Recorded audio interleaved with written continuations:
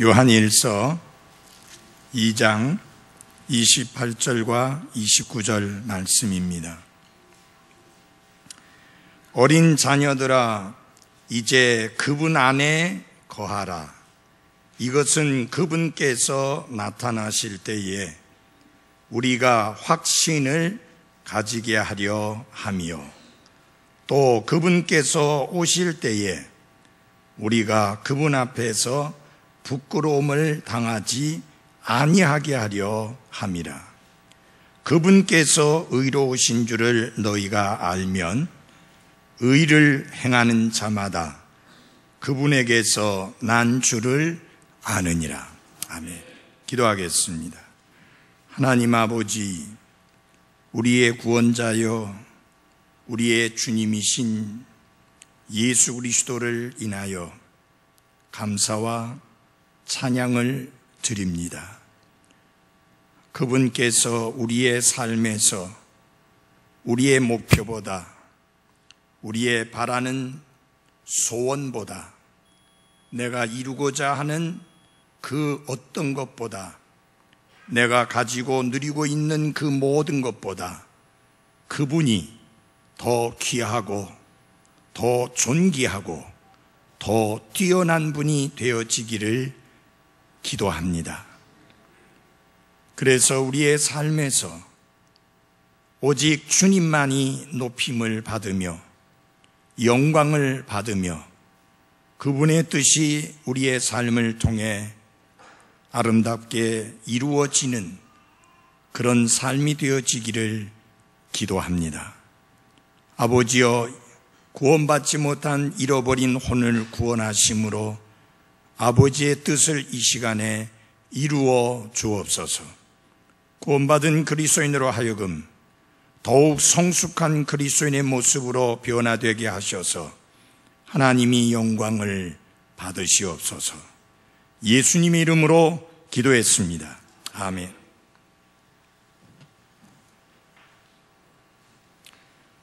조금 전에 저희가 함께 살펴본 하나님의 말씀, 요한일서 2장 28절과 29절 말씀을 보면 본문에서 지속적으로 강조되고 있는 단어가 있습니다.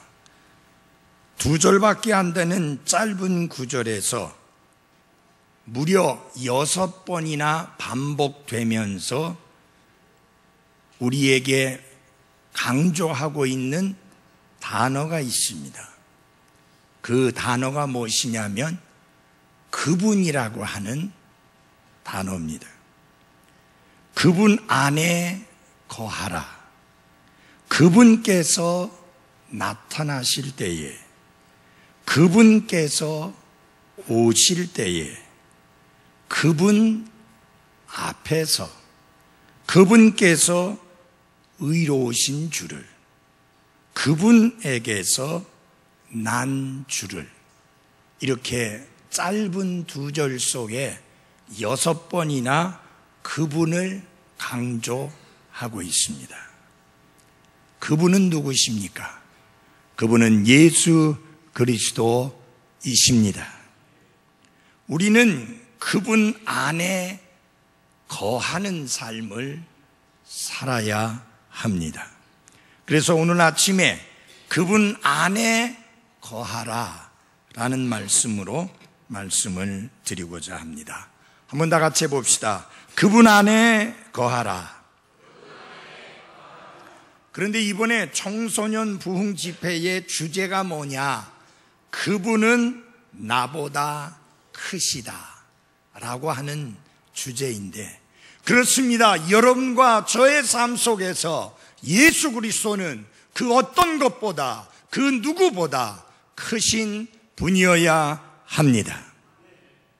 돈보다, 명예보다, 권력보다, 내 목표보다, 내가 소원하는 것보다, 내가 가지고 있는 그 어떤 것보다, 내 건강, 내 생명, 그 어떤 것보다 그분 예수 그리스도는 크신 분이어야 하는 것입니다.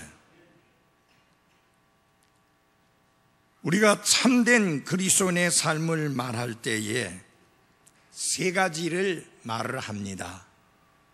참된 그리스도인의 삶은 순종의 삶이다.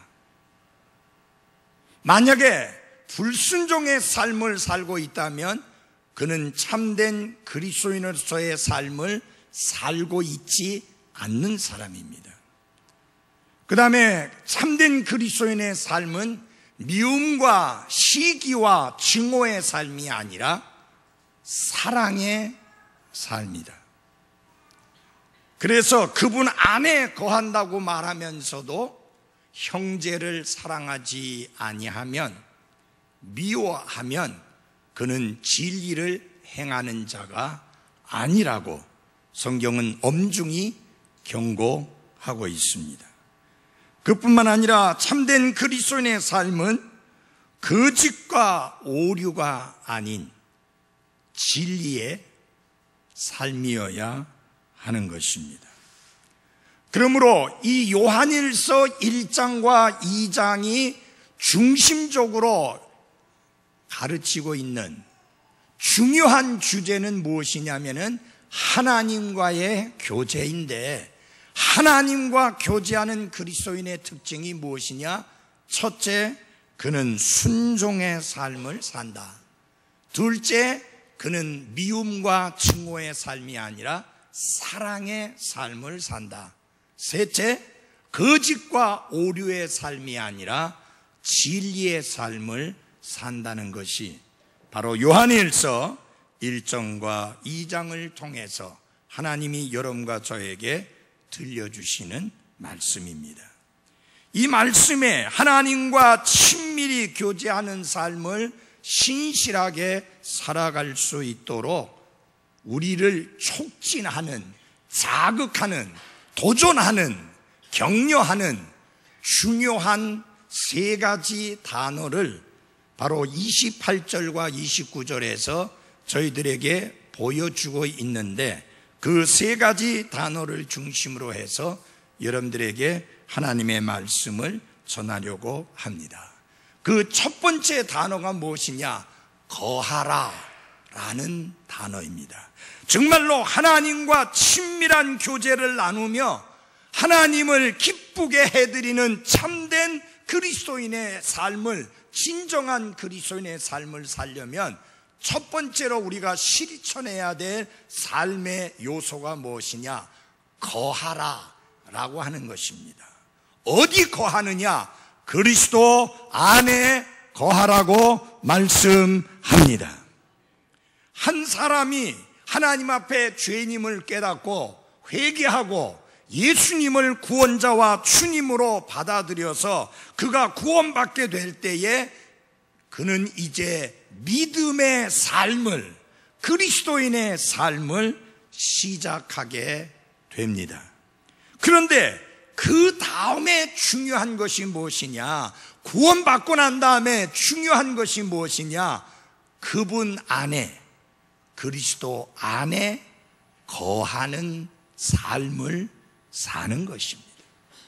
그래서 예수님께서 요한복음 15장 5절에서 이렇게 말씀하셨습니다. 나는 포도나무여 너희는 가지니라. 사람이 내 안에 거하고 내가 그 안에 거하면 바로 그 사람은 많은 열매를 맺나니 나 없이는 너희가 아무것도 할 수 없느니라. 여러분, 구원받은 그리스도인의 특징이 무엇이냐? 예수 그리스도 없이는 내가 아무것도 할 수 없는, 그래서 나는 아무것도 아니라는 사실을 철저히 인정하는 사람이 구원받은 그리스도인의 특징인 것입니다. 예수 그리스도와 구원받은 그리스도인의 관계는 어떤 관계냐? 생명으로 연합된 관계입니다. 포도나무, 그리고 그 나무에 붙어있는 뭐라고 그랬어요? 가지라 그랬습니다.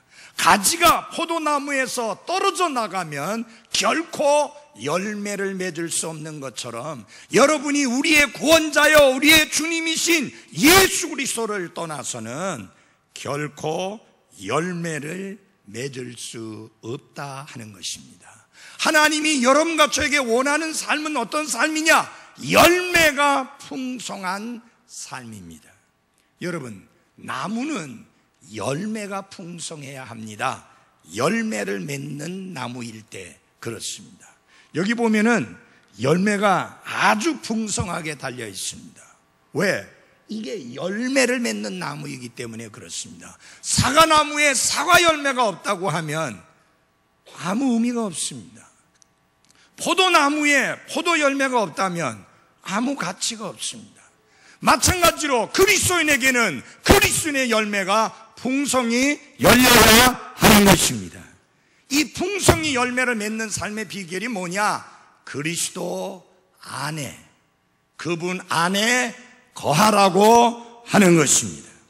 자, 그래서 우리는 그리스도 안에 거하는 삶의 중요성을 철저히 인식을 해야 되는데, 특별히 요한일서 1장과 2장이 가르치고 있는 중요한 교훈 중에 하나가 뭐냐면은 그리스도 안에 거하는 삶입니다. 자, 그러면 어떻게 우리가 그리스도 안에 거하는 삶을 살 수 있는가? 그 첫째 하나는 진리를 받아들이고 진리에 순종하는 삶을 통해서 우리는 그리스도 안에 거하는 삶을 살게 되는 것입니다. 뿐만 아니라 주님이 피로 갖추고 사주신 형제 자매들을 사랑하는 것을 통해서 우리가 그리스도 안에 거하는 삶을 살게 되는 것입니다. 저는 어저께 저희 교회 성도들끼리 함께 나누는 홈페이지와 같은 그 밴드를 보면서 참 하나님께 감사했습니다. 우리 진경호 형제가 아파서 기도해달라고 요청했을 때에 정말 많은 분들이 걱정하고 염려하면서 기도하고 있다고 용기를 내라고 힘을 내라고 이렇게 격려하는 글들을 많은 사람들이 써서 올리는 것을 보면서 말로만 사랑하는 게 아니라 실제로 사랑하고 있구나 라는 것을 실감하면서 하나님께 감사드렸습니다. 또한 우리가 그리스도 안에 거하는 삶을 어떻게 살게 되느냐? 그리스도께서 걸으신 것처럼 그렇게 걷는 것을 통해서, 즉 생활하는 것을 통해서 우리는 그리스도 안에 거하는 삶을 살게 되는 것입니다. 만약 여러분이 내가 그리스도 안에 거하는 삶을 사는지 아닌지를 점검하기 원한다면 이렇게 스스로에게 질문해 보시기를 바랍니다. 나는 하나님의 말씀에 순종하는 삶을 살고 있는가? 하나님의 말씀은 내 삶의 절대적인 권위를 가지고 있으며 나는 그 말씀에 좌우되는 삶을 살고 있는가? 만약에 그렇지 않다면 여러분은 그리스도 안에 거하는 삶을 살고 있지 않는 것입니다. 구원받지 않았다는 말이 아니에요. 구원을 잃어버렸다는 말이 아니에요. 구원받은 그리스도인으로서 합당하게 살아가고 있지 않다는 말이에요. 내가 그리스도 안에 거하는 삶을 살고 있는지를 점검하려면 정말 내가 마음속 깊은 곳에서부터 주님이 피로 갖추고 사주신 귀한 형제 자매들을 사랑하는가 하는 것을 점검해 보시기를 바랍니다. 다른 사람 점검하지 말고 여러분 자신을 점검하면서 정말 나는 거짓없는 사랑으로 피차 뜨겁게 사랑하는가 한번 스스로를 살펴보시기를 바랍니다. 우리 하나님 말씀에 뭐라고 그랬어요? 순수한 마음으로 뜨겁게 서로 뭐하라고요? 사랑하라. 이 세상은 미움과 증오와 시기와 질투로 가득 차 있는 세상입니다. 그런데 우리는 그 세상에 속한 자가 아닙니다.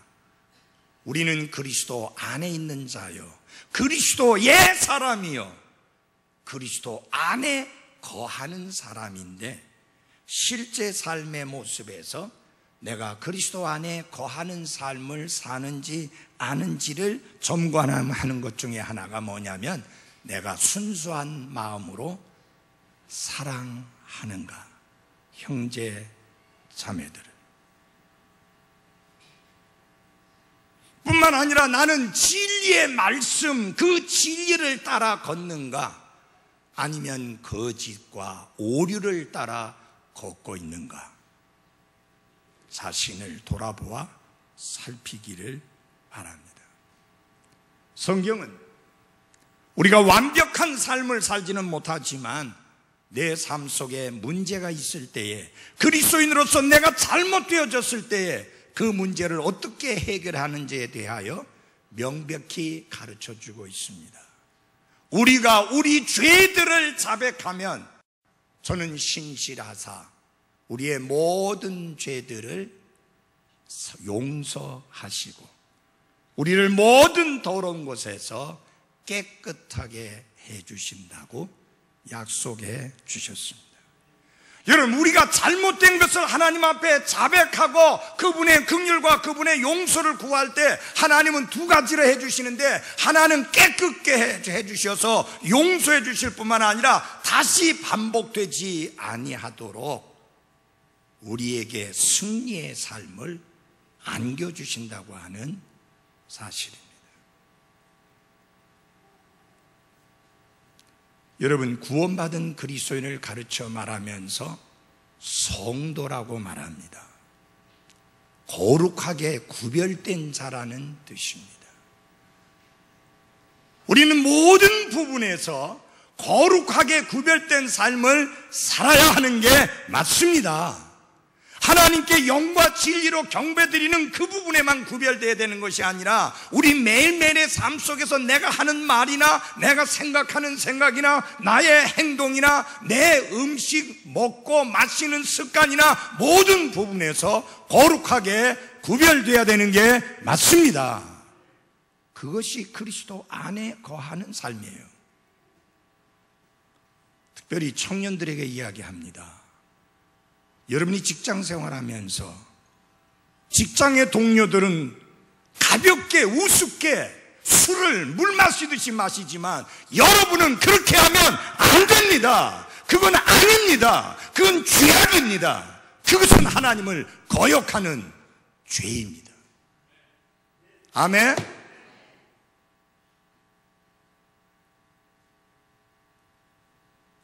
술 취하지 말라. 목사님, 취하지 않을 정도로만 먹으면 되겠네요.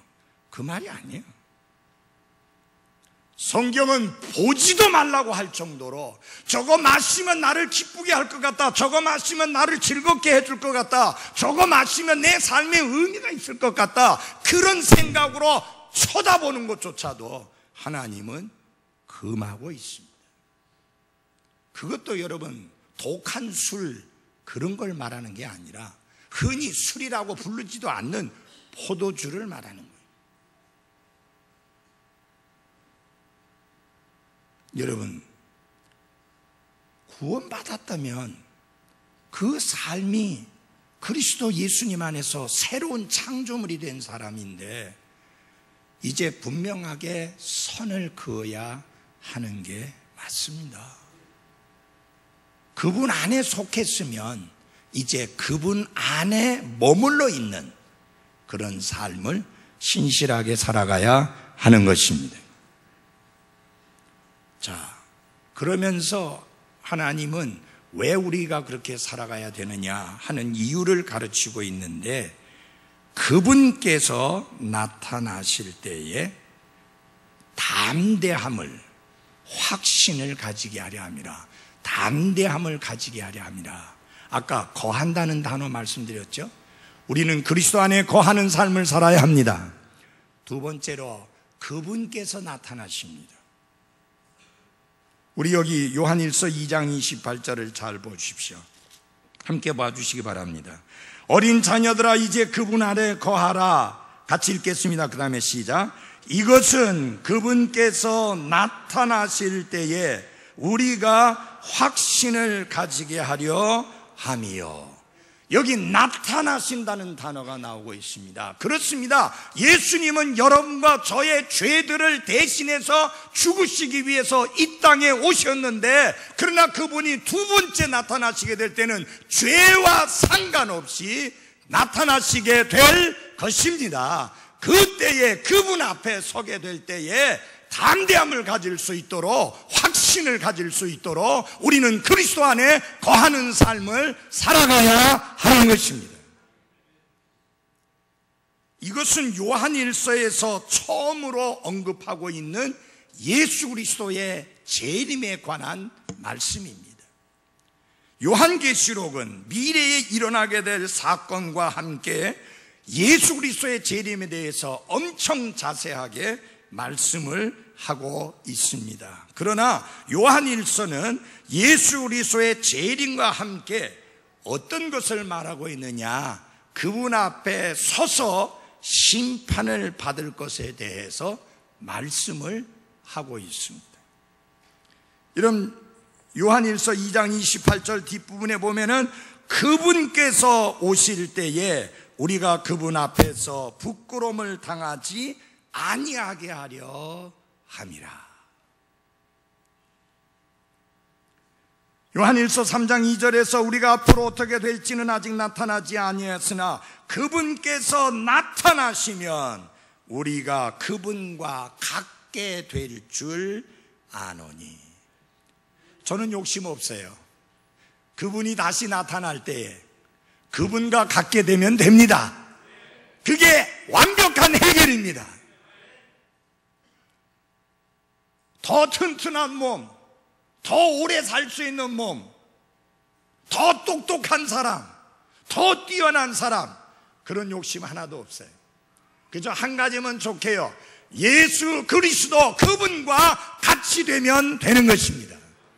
그분의 영광스러운 몸처럼 우리가 영광스럽게 변화될 것이요, 그분이 시간과 공간을 초월하신 분인 것처럼 우리도 시간과 공간을 초월한 몸을 가진 사람들이 될 것입니다. 그때 우리는 약봉지를 던질 것입니다. 병원은 더 이상 필요하지 않을 것입니다. 여러 가지 치료 수단들은 아무 의미가 없습니다. 왜냐하면 우리는 완전한 몸을 입게 될 것이기 때문입니다. 우리는 그때 죄와의 싸움으로 골머리를 할 필요가 없습니다. 그때 우리는 완전히 죄 자체로부터 구원받게 될 것이기 때문인 것입니다. 요한일서 4장 7절에 예수 그리스도께서 그분께서 나타나시는 날을 뭐라고 하느냐면은 심판날에 담대함을 가지게 하려 함이라.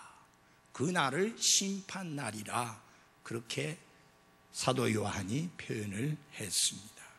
제가 계속 강조했죠. 그분께서, 우리의 마음속에 그분이 존귀하신 분으로 자리매김해야 하는 것입니다. 우리의 대화의 주제는 그분이어야 합니다. 아멘. 여러분이 그분을 아무리 높여도 충분하게 높였다고 할 수 없습니다. 그분은 너무너무 높으신 분이니까.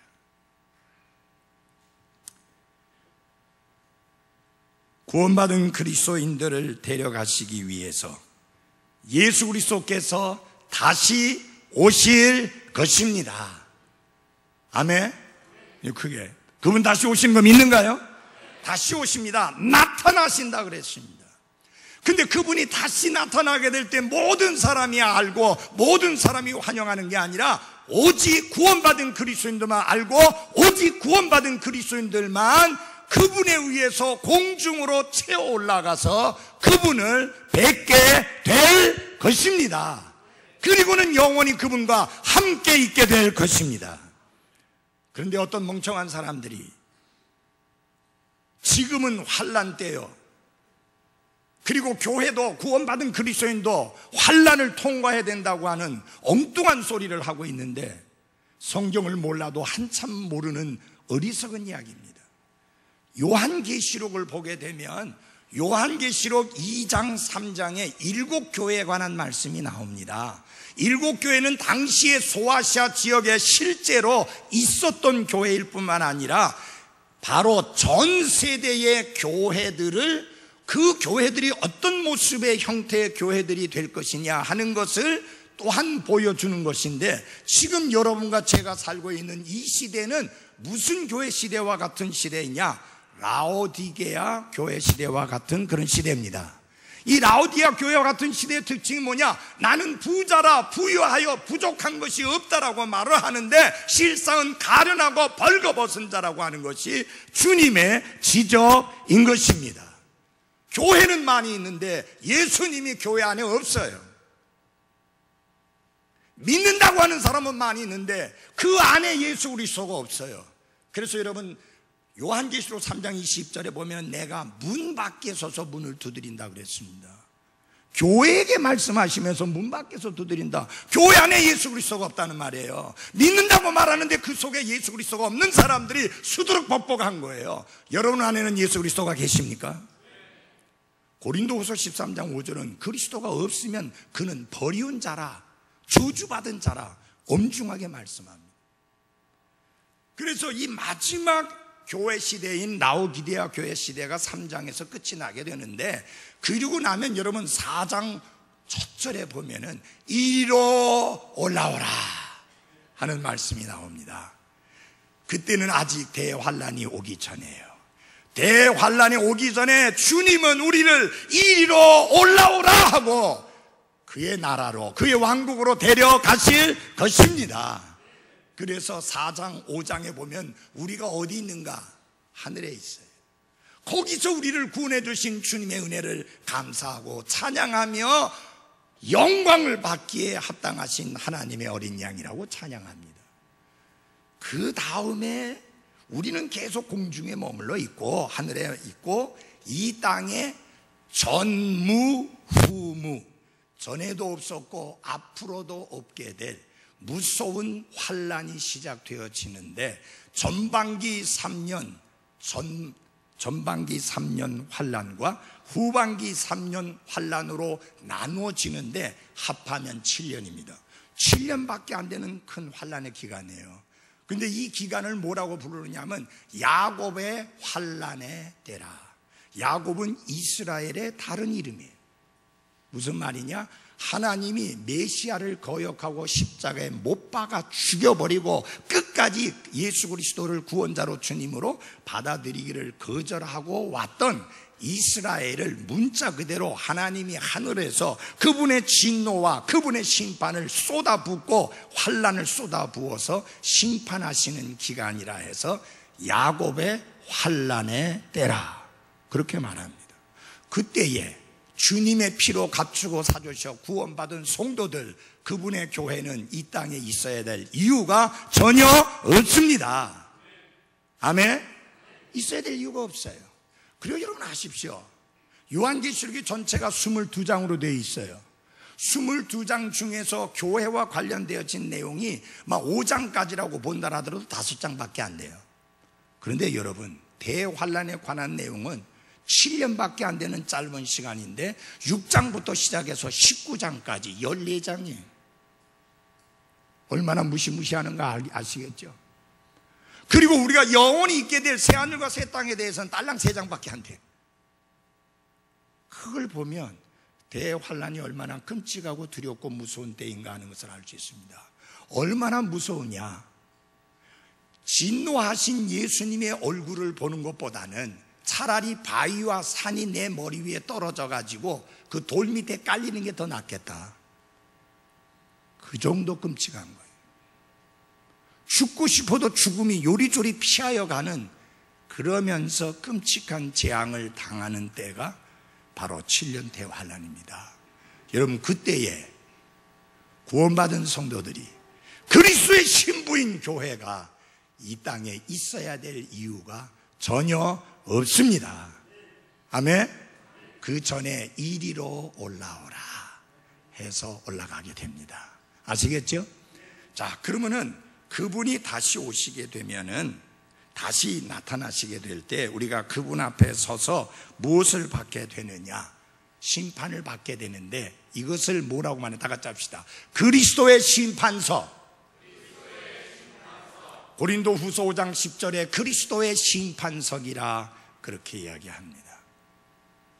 여기서 받는 심판은 뭐냐? 그가 구원받았느냐 구원받지 못하느냐를 갈라놓는 심판이 아닙니다. 그 자리는 오직 구원받은 성도들만 쓰는 자리입니다.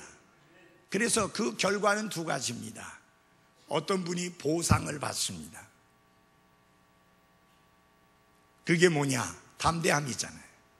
어떤 분은 보상을 잃어버립니다. 왜냐하면 받아야 될 것을 못 받잖아요. 왜? 이 땅에 있는 동안에 그리스도 안에 거하는 삶을 살지 않고 하나님의 말씀에 온전히 순종하는 삶을 살지 못했음으로 인해서 보상을 잃어버리는 그런 상황이 생깁니다. 그래서 여러분 잘 보십시오. 여러분 상 받는 거 좋아하시죠? 저도 상 받는 거 좋아해요. 교회에서도 상 주니까 너무너무 좋아하더라고요. 상 받는 거 다 좋아해요. 여기 확신을 가지게 하려 함이라는 말은 나는 그리스도 앞에 서게 될 때, 그리스도의 심판석에 서게 될 때 나는 반드시 보상을 받는다. 그런 확신을 가지기 위해서는 그리스도 안에 거하는 삶을 살아야 하는 것입니다. 난 모르겠어요. 보상을 받을지 보상을 잃어버릴지. 그렇게 맹맹한 삶이라면 그렇게 계속 사시지 마십시오. 그리스도 안에 거하는 삶을 신실하게 살아가시기를 바랍니다. 신실하게 주님을 섬긴 사람들에게 하나님께서 보상을 해 주시게 될 것이고, 게으르고 나태한 그리스도인에게 보상의 손실을 당하게 할 것입니다.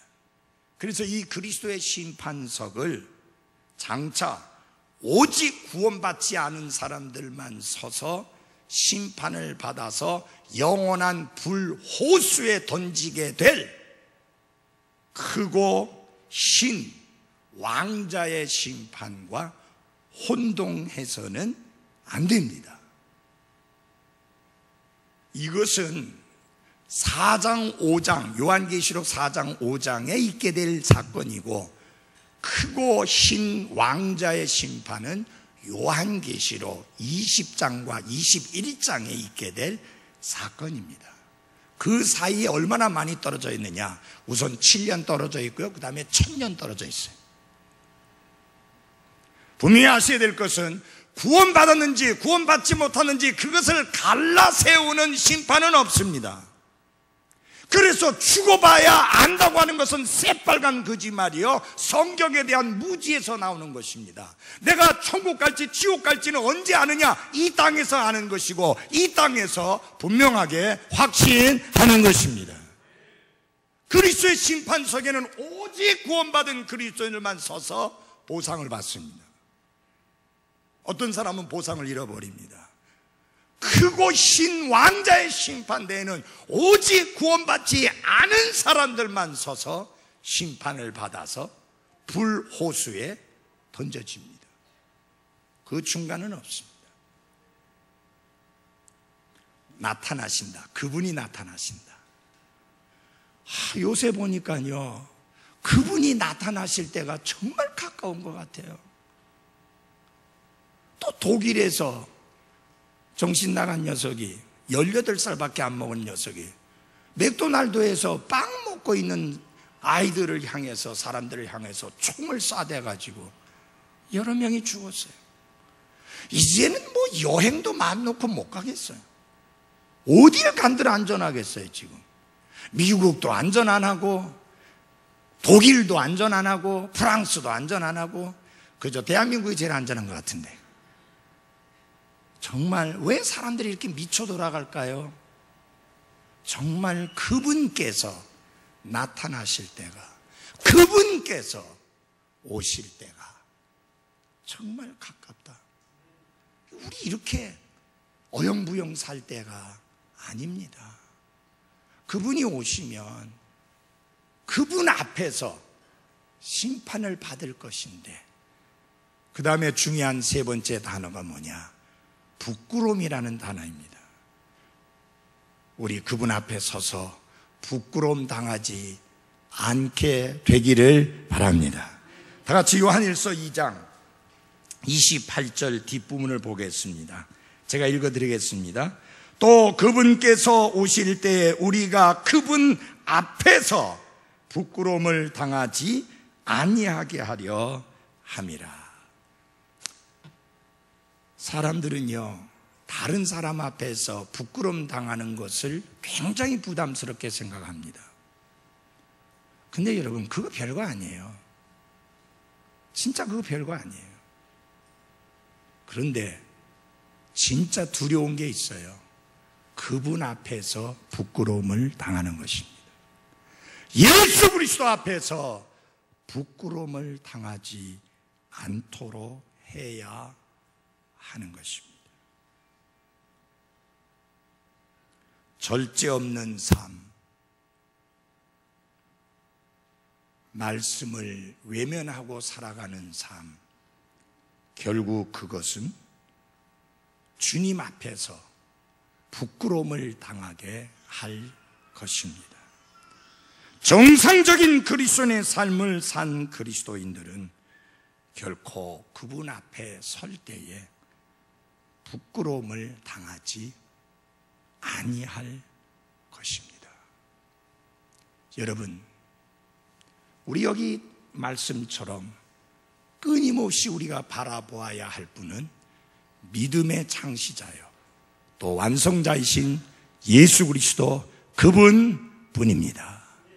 내가 그분 앞에서 나를 구원하시기 위해서 생명을 내어주시고 물과 피를 한 방울도 다 남김없이 쏟아주신 그분 앞에서 내가 부끄러움을 당한다, 이거를 부담스럽게 여겨야 되고, 이것을 두려워해야 되고, 이것이 우리의 관심사가 돼야 하는 겁니다.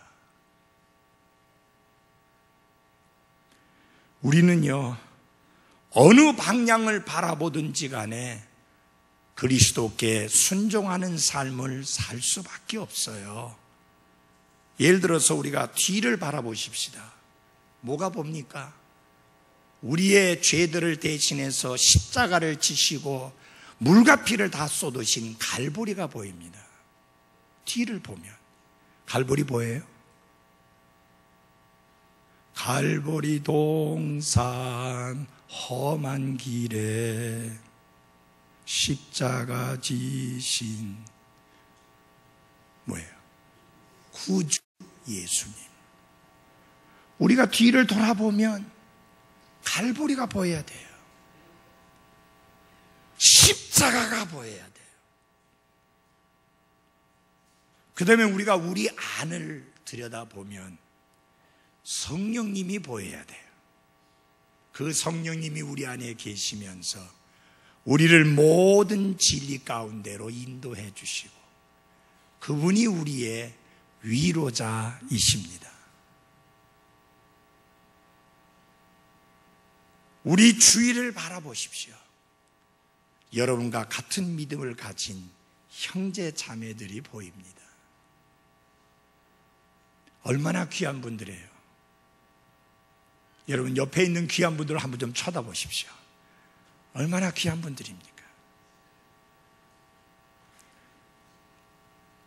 그러면 우리가 세상을 바라보게 되면, 세상과 동화되고 세상과 짝하고 세상을 사랑해야지, 그런 생각이 드는 게 아니라, 저 잃어버린 세상에 복음을 전하기 위해서는 내가 더욱더 거룩하게 구별된 삶을 살면서 복음을 전해야 되겠다라는 것을 생각하게 되는 겁니다. 마지막으로 앞을 내다보면 그분이 나타나실 것을, 그분의 오실 것을 바라보게 되는 것입니다.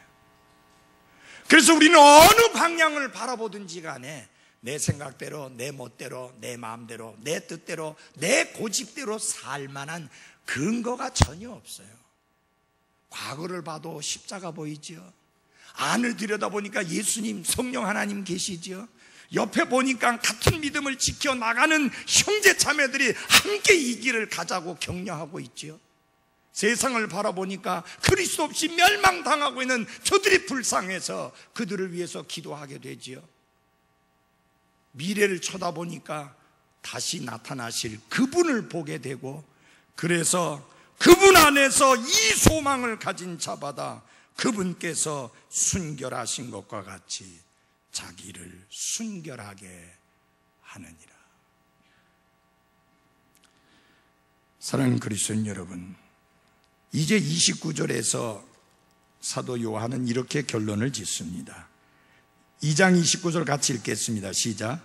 그분께서 의로우신 줄을 너희가 알면 의를 행하는 자마다 그분에게서 난 줄을 아느니라.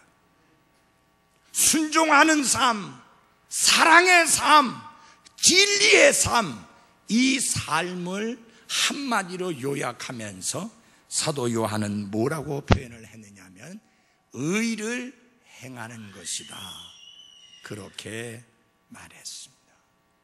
의를 행한다는 것은 예수 그리스도께서 사신 것처럼 우리가 그렇게 산다, 그런 뜻이지 도덕적인 삶을 산다, 윤리적인 삶을 산다, 그런 의미가 아닙니다. 그리스도께서 사신 것처럼 사는 게 의로운 삶이다. 근데 이 삶이 어디서 나오느냐? 예수 그리스도는 의로우신 분이시다.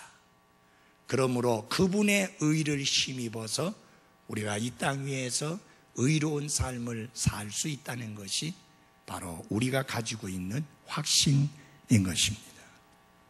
사랑하는 여러분, 참된 그리스도인의 삶은 행하는 삶이지 말로만 떠드는 삶은 아닙니다.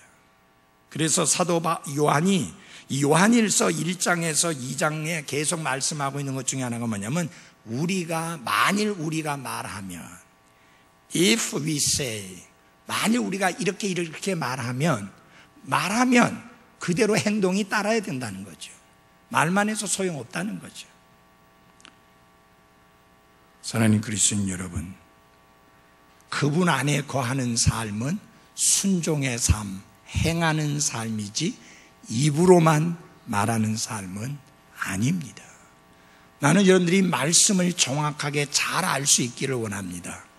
근데 그 지식이 여러분의 인격과 삶을 변화시키는 그런 능력 있는 말씀이 되게 하시기를 바랍니다.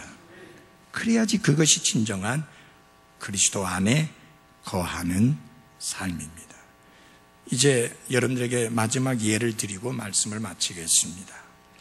우리는요, 이 땅에 사는 사람들 중에서 누가 봐도 참 훌륭한 삶을 살고 있는데, 그렇지만 실은 구원받지 못한 사람들을 많이 볼 수 있습니다. 정말 많은 사람들이 존경하는 인도의 독립을 주도한 간디, 잘 아시잖아요. 얼마나 그 사람이 희생적인 삶을 살면서 선행의 일생을 바쳤는지요. 그는 남에게 대접을 받고자 하는 대로 남을 대접했습니다. 누군가가 그의 뺨을 치면 다른 뺨을 내밀었습니다. 누군가가 궁핍한 것을 보면 가지고 있는 모든 것을 희생하며 그를 도왔습니다. 가난하게 살면서 모든 재산을 나누어 주었습니다. 그는 사람들에게 친절히 대했고 대부분의 그리스도인들보다 더 기독교적인 원리를 지키며 살았습니다. 그렇다면 그 사람은 하나님에게서 난 자일까요? 그 사람은 구원받은 사람일까요? 그는 예수님을 부정한 사람이고 예수 그리스도를 구원자로 주님으로 믿지 아니한 사람입니다. 모범적이고 훌륭한 삶을 살았지만 하나님 보시기에 그의 의라고 하는 것은 더러운 누더기와 같은 것이었고 결코 하나님이 받으실 만한 의는 아니었습니다. 하나님이 받으실 만한 의는 예수 그리스도의 의입니다. 그것을 입고 서야 합니다. 창세기에 나와 있는 내용을 마지막으로 드리면서 결론 짓겠습니다. 창세기에 보면 아담과 이브가 범죄하고 난 다음에 그들이 죄를 깨닫고 부끄러움을 느끼면서 그 부끄러움을 가리려고 했습니다. 그래서 어떻게 했어요? 무화과 나무 잎으로 에이프론을 만들어서 가렸습니다. 근데 여러분 아세요?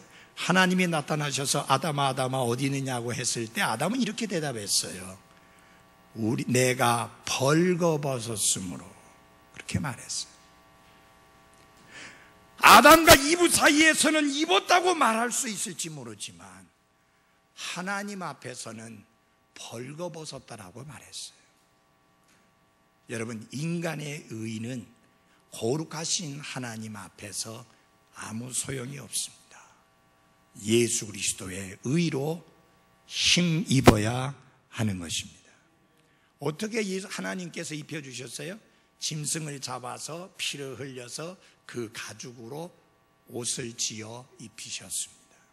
그것은 십자가의 비밀을 미리 보여주신 거예요. 인간의 의는 소용이 없습니다. 예수님의 십자가에 흘리신 보배로운 피로 마련되어진 예수 그리스도의 의를 힘입어야 하는 것입니다. 언제 여러분은 예수 그리스도의 의로 옷 입었습니까? 그날이 바로 구원받은 날이에요. 교회 나오기 시작한 날 아니에요. 내 의를 내려놓고 예수 그리스도의 의로 옷 입은 날이 구원받은 날이요, 거듭난 날이요, 하나님의 자녀가 된 날이요, 죄들을 용서함 받은 날이요, 그 이름이 하늘나라 생명책에 기록된 날입니다. 그렇지 아니하면 성경은 버리운 자라고 했습니다. 기도하겠습니다.